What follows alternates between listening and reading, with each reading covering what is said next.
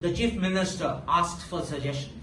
If the government asks for suggestions from opposition and the opposition gives the suggestions and the government accepts it, I think it should be recognized as a victory for the opposition.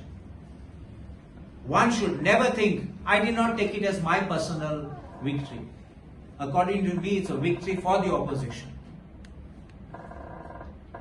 Sadly, I think that is being torn apart to try to show I'm in league with the government. If I want to do settings, I won't go to the minister's cabin like some do there.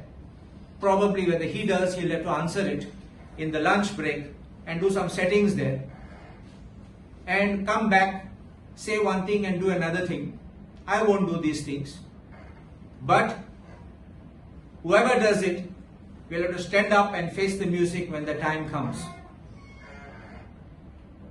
I have stood for what I have supported, and if my suggestions have been accepted, I think it's a great victory for us in the opposition, and especially the Congress party, which has been able to put forward apprehensions, fears, and whatever the people think about it.